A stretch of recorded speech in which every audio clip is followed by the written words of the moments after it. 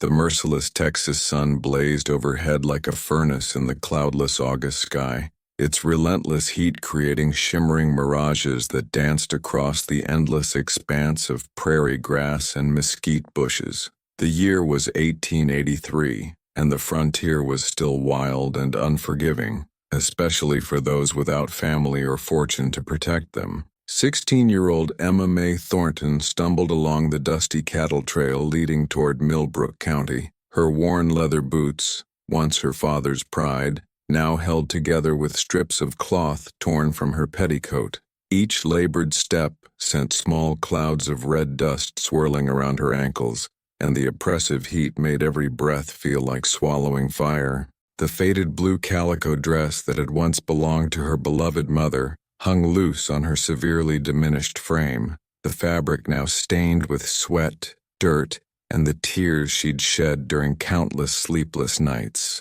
The dress had been beautiful once, with tiny white flowers embroidered along the collar, her mother's handiwork during the long winter evenings when their small farmhouse had been filled with laughter and hope. Now it served as a cruel reminder of everything she'd lost, everything that had been stripped away by the merciless cholera outbreak that had swept through their farming community like the wrath of God himself. The epidemic had arrived with a traveling merchant in late spring, spreading through their close-knit community with terrifying speed. Within 2 weeks, Emma Mae had watched helplessly as her father, a strong man who had never missed a day of work in his life, succumbed to the violent illness. Her mother followed 3 days later, and her 10-year-old brother Tommy had lasted only 2 more days after that. The neighbors, paralyzed by fear of contagion, had burned their modest homestead to the ground and scattered like tumbleweeds in a storm, leaving Emma Mae with nothing but the clothes on her back and a heart shattered beyond repair. "Water, please, Lord, just a drop of water," she whispered to the empty landscape, her voice barely audible above the constant drone of cicadas and the distant cry of a red-tailed hawk circling overhead. Her lips were cracked and bleeding, split by the relentless sun and lack of moisture. Her once lustrous dark hair, inherited from her Cherokee grandmother, now hung in matted tangles around her gaunt face, streaked with dust and salt from dried tears. The last of her meager provisions, a handful of hardtack biscuits and a small piece of jerky, had run out 2 days ago near a dried creek bed. The gnawing hunger in her belly had become a constant companion, a sharp reminder of her desperate situation. She had tried eating grass and even chewing on mesquite beans, but her stomach had rejected everything,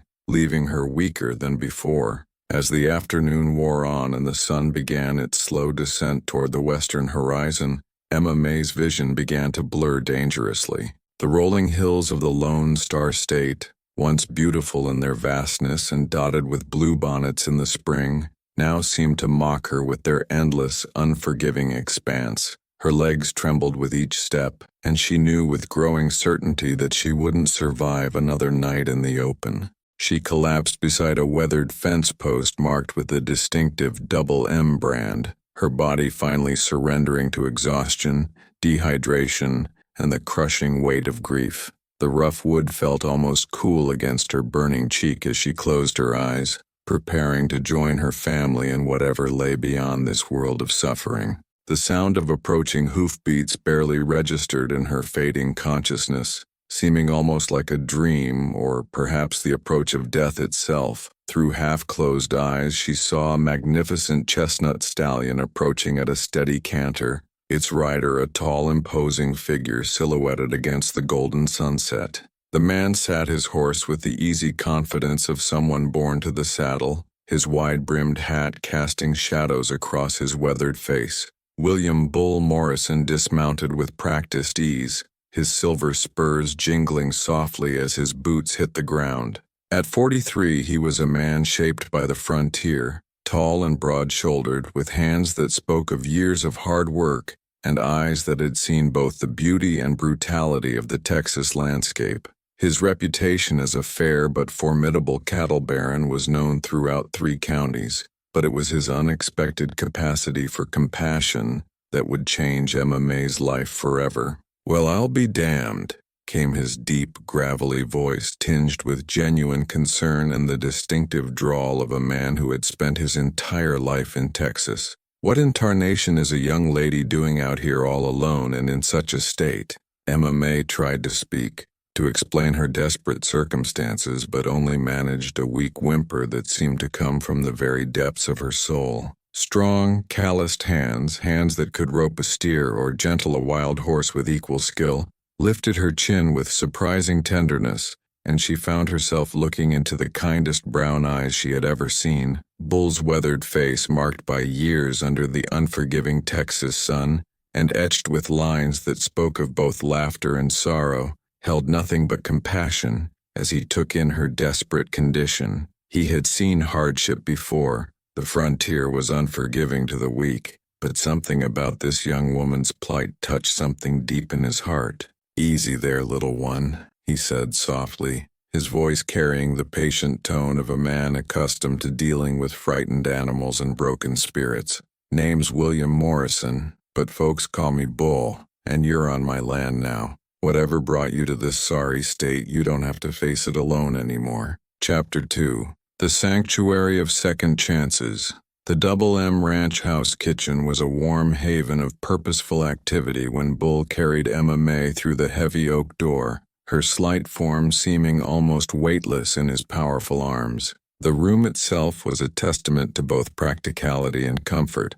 Massive cast-iron stoves dominated one wall, their surfaces blackened by years of constant use, while copper pots and pans hung from hooks along the whitewashed walls. The rich aroma of fresh-baked bread mingled with the savory scent of beef stew simmering in a large pot, creating an atmosphere of warmth and nourishment that seemed almost magical to someone who had been starving for days.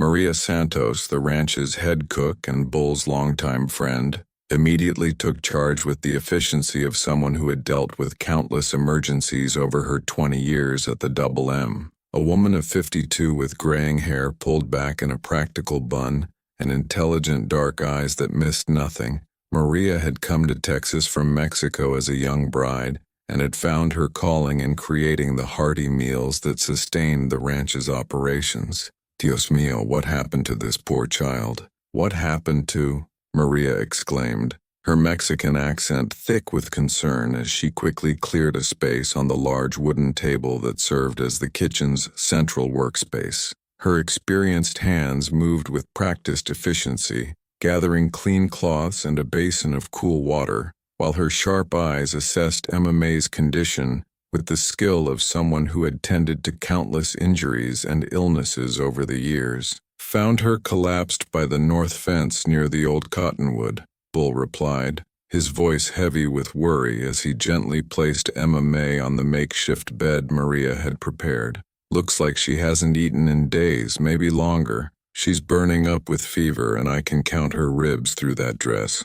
Maria's hands moved with gentle expertise, checking Emma May's pulse at her wrist and throat, feeling her forehead for signs of fever, and examining her eyes for signs of serious illness. Her expression grew more concerned as she took in the full extent of the young woman's condition: severe dehydration, malnutrition, and the telltale signs of someone who had been living rough for an extended period. "She's in a bad way, Bull, but she's young and strong underneath all this suffering," Maria said with the quiet confidence of someone who had nursed many people back to health. "We can help her, but it's going to take time and patience. Her body has been through a terrible ordeal." She turned to Bull with determination blazing in her eyes. "Ride into town and fetch Doc Henderson. Tell him it's urgent, but not to bring half the county with him. This girl needs peace and quiet, not a crowd of curious onlookers."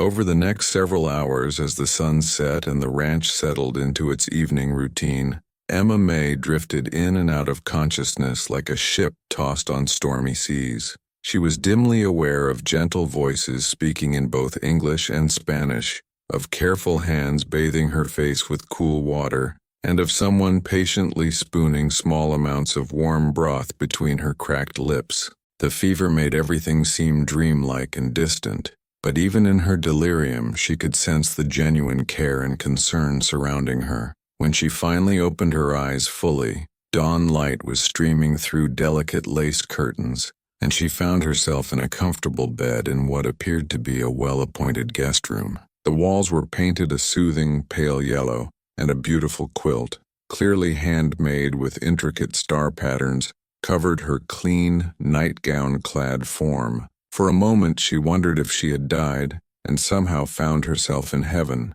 "Well, hello there, young lady," came Bull's familiar voice from a leather chair beside the bed. He looked tired, as if he had been keeping vigil all night, but his eyes were bright with relief and genuine warmth. His usually immaculate appearance was slightly disheveled, his shirt wrinkled and his hair mussed, suggesting he had indeed spent the night watching over her. Emma May tried to sit up, but her body protested weakly, muscles that had been pushed beyond their limits now struggling to perform even simple movements.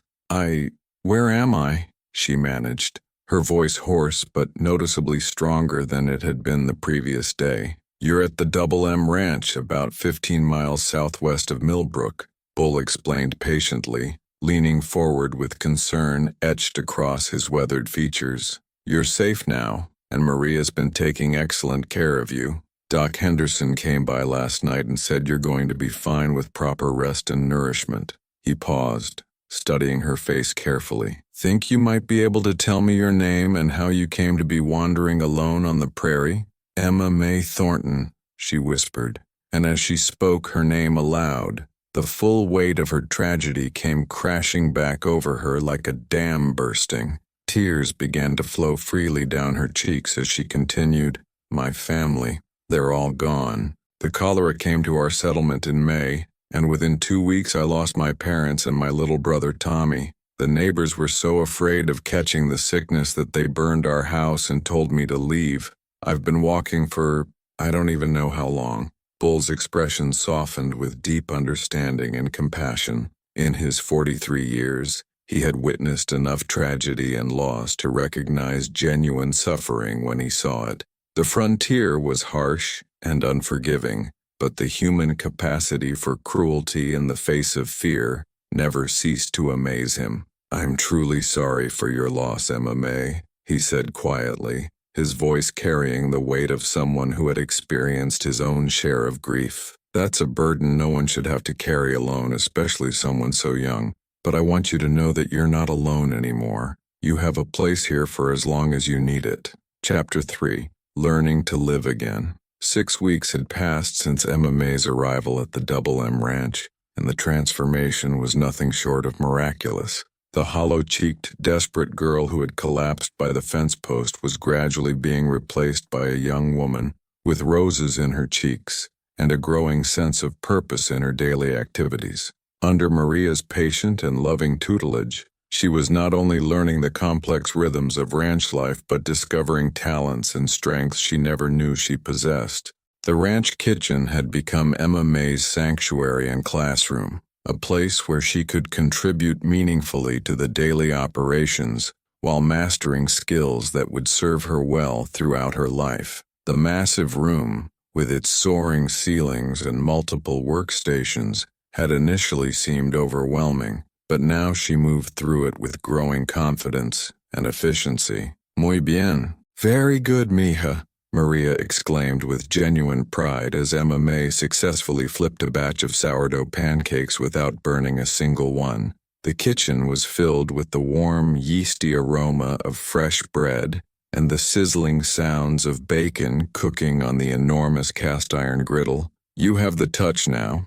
See how golden and perfect they are? My grandmother always said you can tell a person's heart by how they handle food, and you, my dear girl, cook with love." The morning routine had become precious to Emma May, a series of rituals that gave structure and meaning to her days. She would rise before dawn, when the Texas sky was still painted with stars, to help Maria prepare breakfast for the 30-plus ranch hands who depended on them for sustenance. She had learned to gauge the perfect temperature for bread baking by holding her hand near the oven door, to manage the sourdough starter that had been kept alive for over a decade, and to coordinate the preparation of massive quantities of food with the precision of a military operation. Each small success built her confidence like stones in a foundation. She had mastered the art of making biscuits that were fluffy and light, learned to prepare the thick, hearty stews that could satisfy men who had spent 14 hours in the saddle,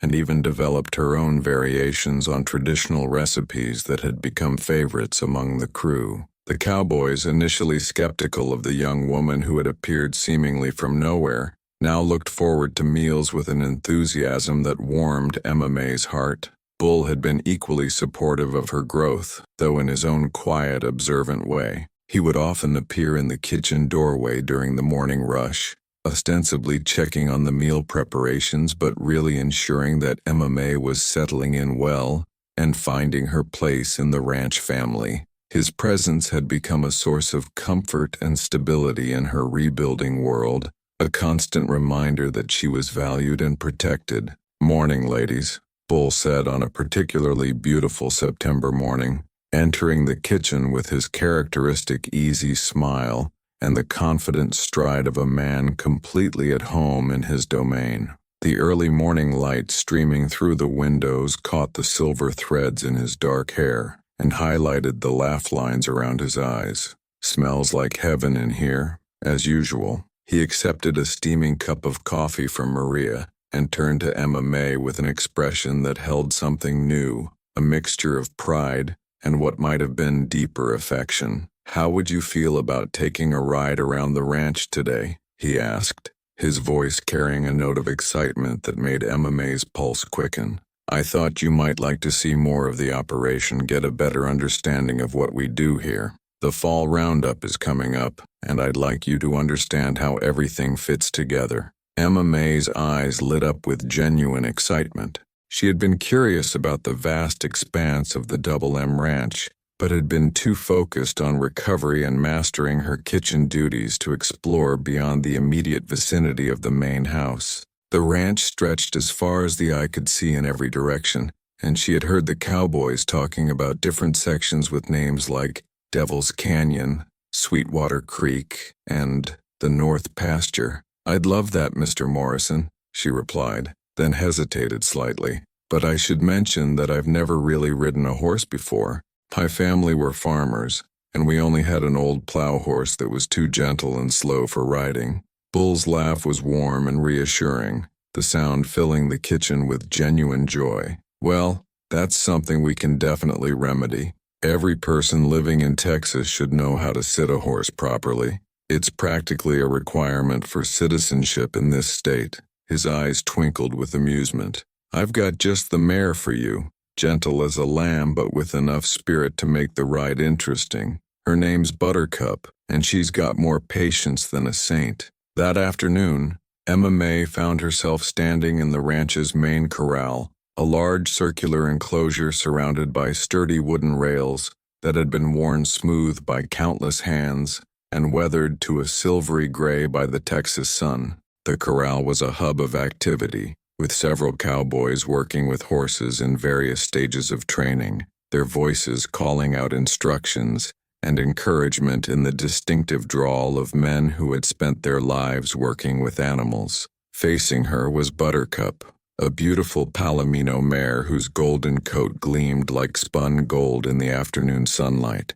The horse stood 15 hands high, with a flowing white mane and tail that moved gracefully in the gentle breeze. Her dark, intelligent eyes held a calmness that was both reassuring and encouraging, and when Emma May tentatively reached out to touch her neck, Buttercup nuzzled her hand with surprising gentleness. "Now, the key to riding," Bull explained, his voice taking on the patient, instructional tone of a natural teacher, "is trust and communication. The horse needs to trust that you won't hurt her or ask her to do something dangerous, and you need to trust that she'll take care of you. Buttercup here has been with us for 8 years, and she's never met a person she couldn't get along with. She's taught more people to ride than I can count." Under Bull's careful and encouraging instruction, Emma May learned the fundamentals of horsemanship, how to approach a horse properly, reading body language and mood, the correct way to mount and dismount, and how to sit comfortably and securely in the saddle.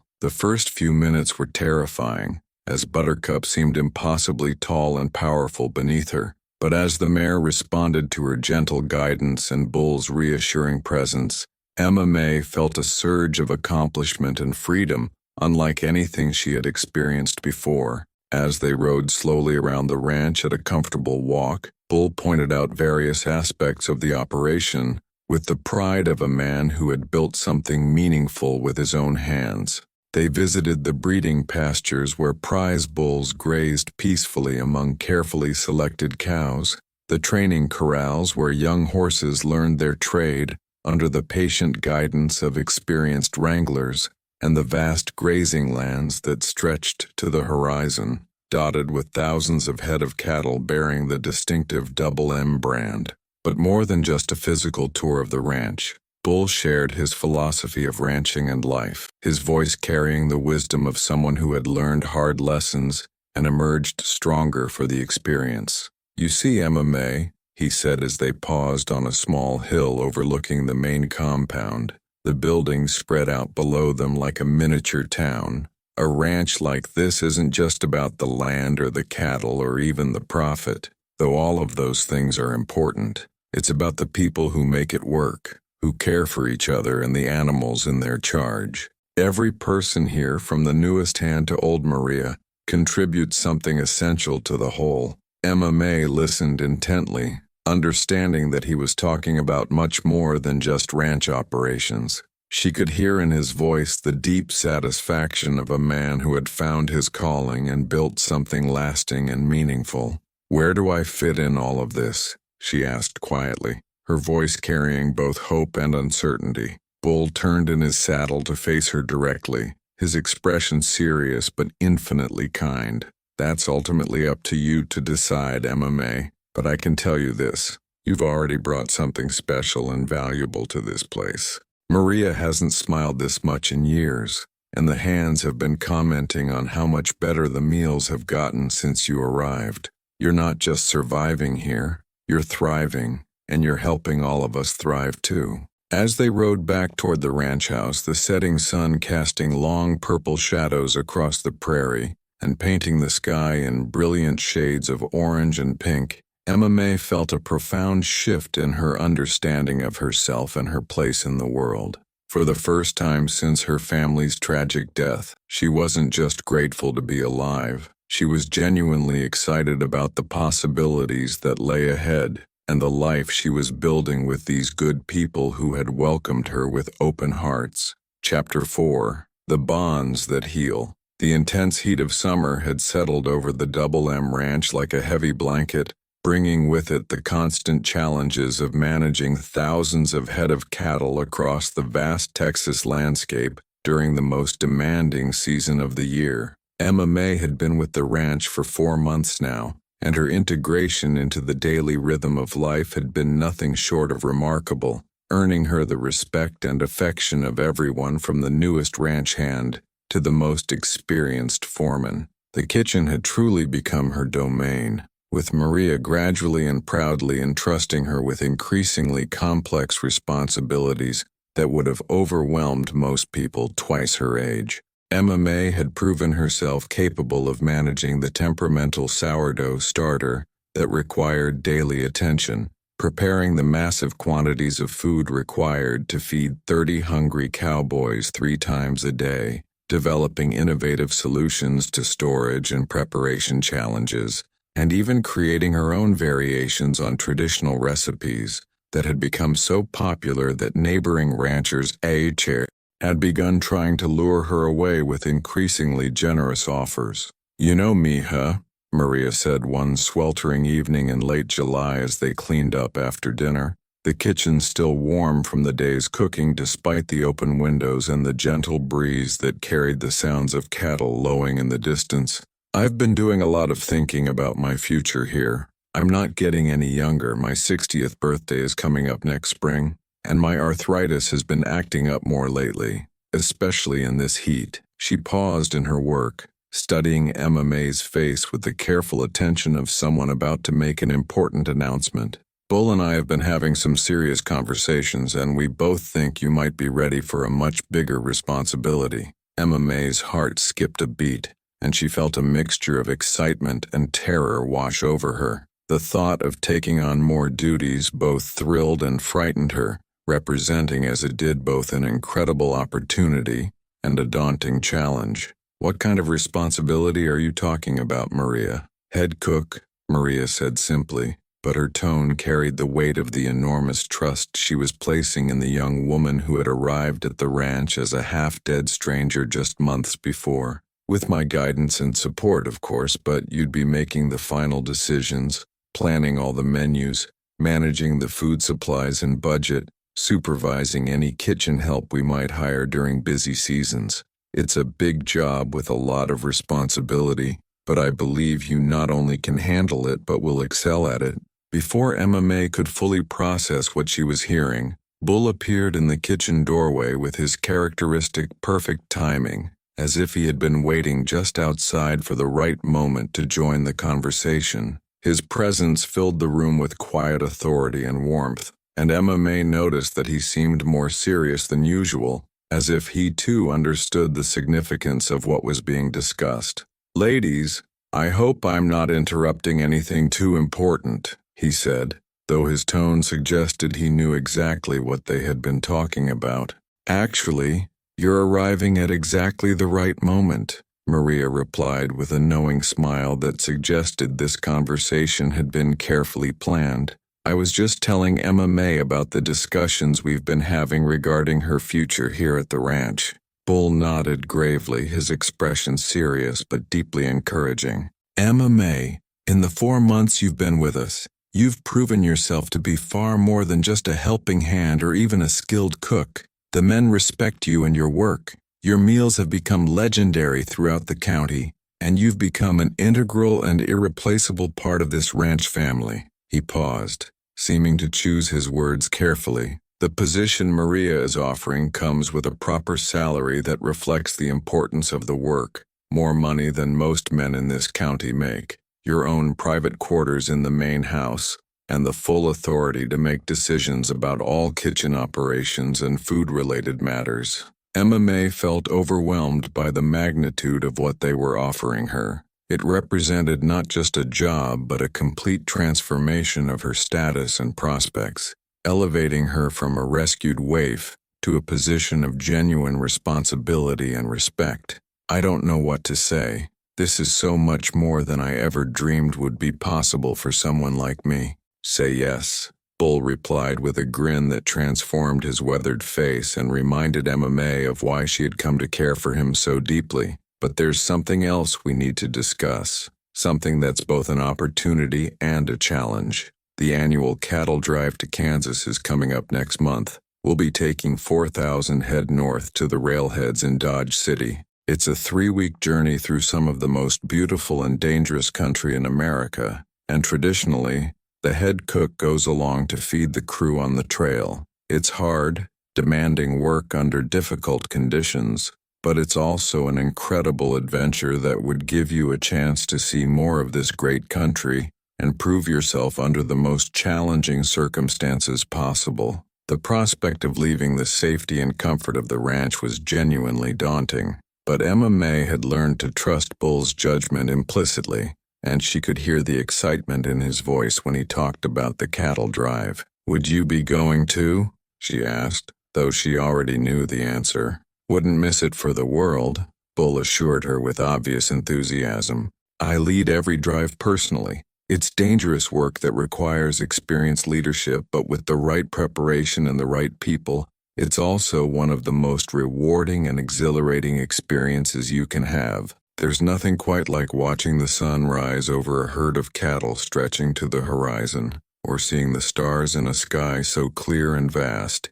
It makes you feel like you're looking into eternity itself." Over the next few weeks, Emma May threw herself into preparing for both her new role as head cook and the upcoming cattle drive with the determination and thoroughness that had become her trademark. She worked closely with Maria to master the complex logistics of feeding large groups under challenging conditions, learned to manage and organize the chuck wagon that would serve as her mobile kitchen and home for 3 weeks, studied the route they would take north through Indian Territory to the Kansas railheads, and practiced cooking over open fires and dealing with unpredictable weather conditions. The night before the drive was scheduled to begin, with the chuck wagon loaded and the crew making their final preparations, Bull found Emma May sitting on the front porch of the main house, looking out at the stars that seemed impossibly bright and numerous in the clear Texas sky. She was wearing a simple white dress that Maria had made for her,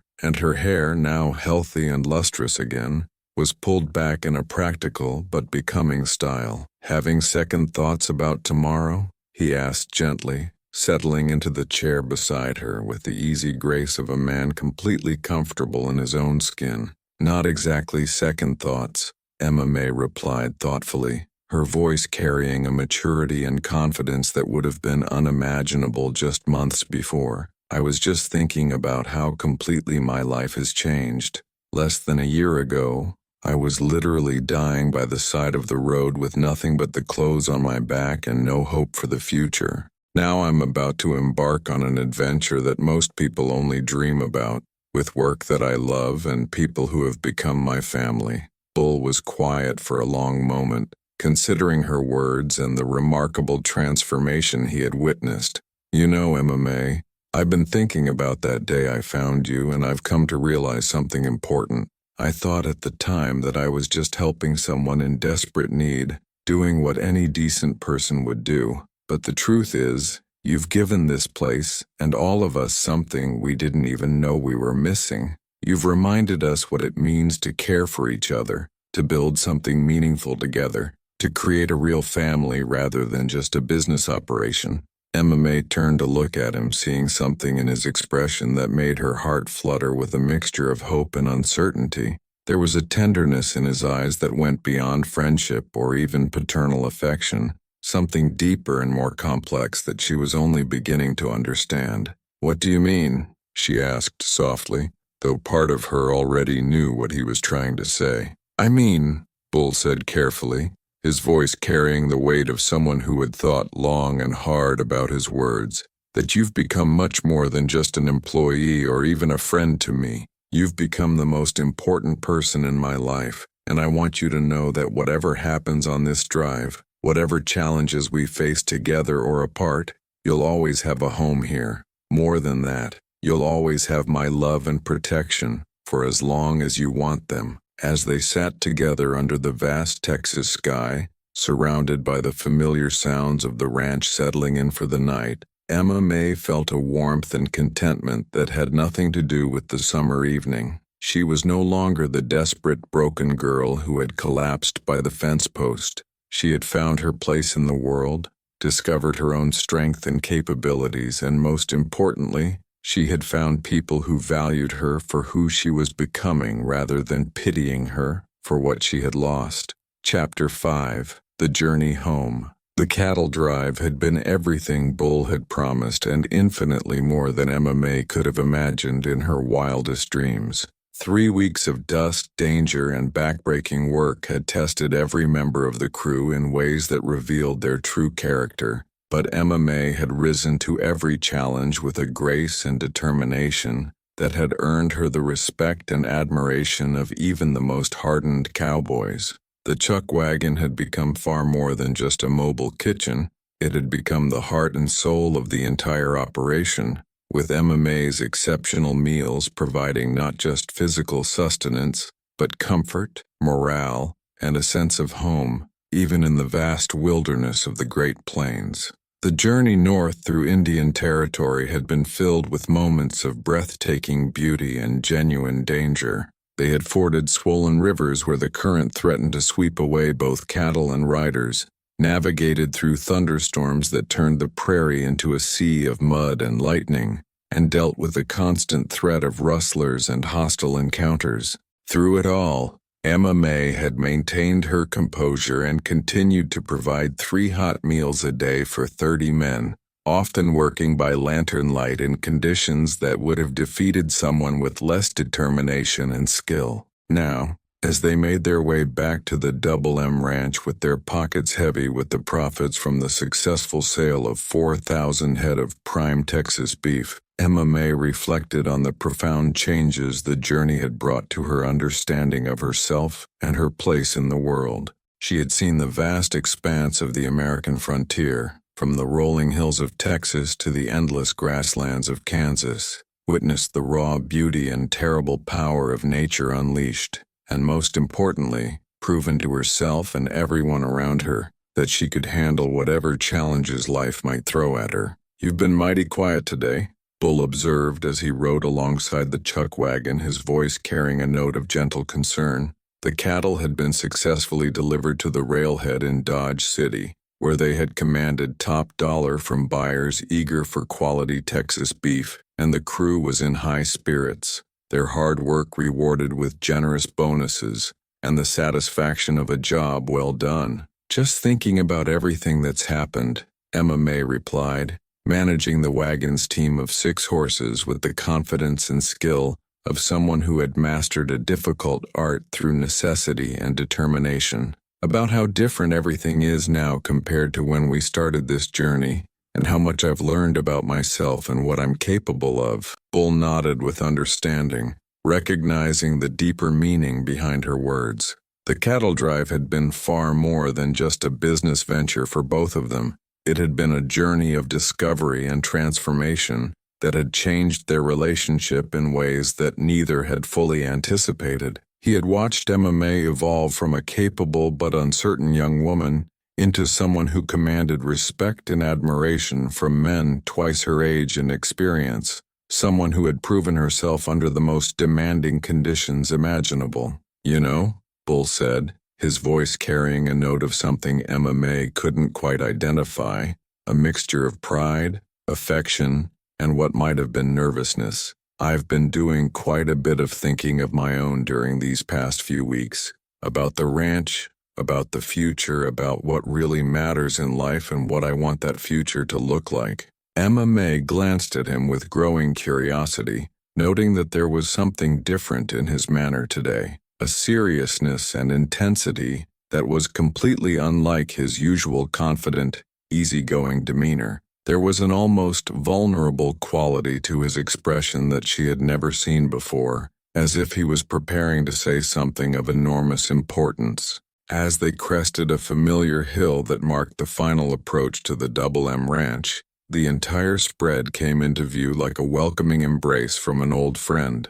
The sight of the main house with its wraparound porch and white-painted walls, the complex of barns and corrals that housed the ranch's operations, and the vast pastures dotted with cattle bearing the distinctive Double M brand, filled Emma May with a sense of homecoming that surprised her with its intensity and emotional power. This place had become so much more than just a refuge or even a workplace.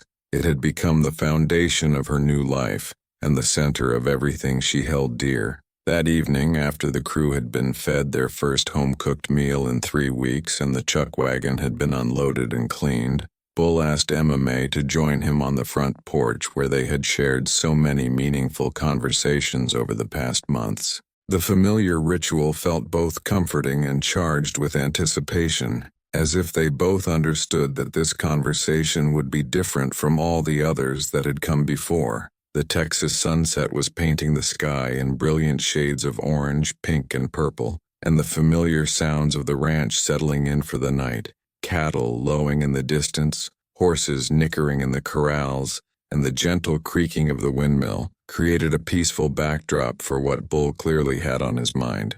"Emma May," he began, his voice unusually formal and careful, as if he had rehearsed these words many times in his mind. "I want to talk to you about something that's been weighing on my heart for quite some time now, about us, and about what I hope our future might hold." Emma May's heart began to race as she recognized the significance of the moment. She had felt the growing connection between them during the cattle drive, the way their partnership had deepened and evolved into something far more profound than the relationship between employer and employee, something more intimate and meaningful than even the closest friendship. "I know there's a significant age difference between us," Bull continued, his voice steady but filled with emotion. and I know you've been through more hardship and loss than anyone should have to endure, especially someone so young. But I also know, with absolute certainty, that what I feel for you goes far beyond gratitude or protectiveness or even admiration for your remarkable abilities. You've brought light and joy into my life, Emma May. You've made me remember what it means to hope for something more than just the next successful season or profitable year. Emma May felt tears welling up in her eyes, but they were tears of joy and overwhelming emotion rather than sorrow or fear. The words she had hoped to hear but never dared to expect were finally being spoken, and she realized that her own feelings had been growing and deepening in exactly the same way. "Bull, she began, but he gently raised his hand to ask for her patience. "Please let me finish while I still have the courage," he said with a smile that was both tender and slightly nervous. "I'm not asking you to make any decisions tonight, and I'm certainly not presuming to know what your feelings might be. I just want you to know that if you're willing, if your heart might be open to the possibility, I'd like to court you properly, with all the respect and consideration you deserve. I'd like to see if what we've built together, this partnership and friendship and deep affection, could become something even more meaningful and lasting." Emma May looked out at the land that had become her home, at the man who had literally saved her life and then helped her discover who she was meant to be, and felt a certainty and clarity that surprised her with its strength and completeness. "I don't need time to think about it," she said softly but firmly, her voice carrying absolute conviction. "The answer is yes, Bull. It's been yes for longer than I've been willing to admit to myself." As Bull reached for her hand with a gesture that was both tender and reverent, Emma May marveled at the incredible journey that had brought her to this moment of perfect happiness and fulfillment. She had arrived at the Double M Ranch as a broken, desperate girl with nothing to offer but her willingness to work hard and learn. Now she was a woman with valuable skills, unshakable confidence, and a future that blazed with possibility and promise. The stars began to appear in the darkening sky, the same stars that had witnessed her lowest moment of despair and now shone down on her greatest triumph and joy. Emma May Thornton had found far more than mere survival in the vast Texas landscape.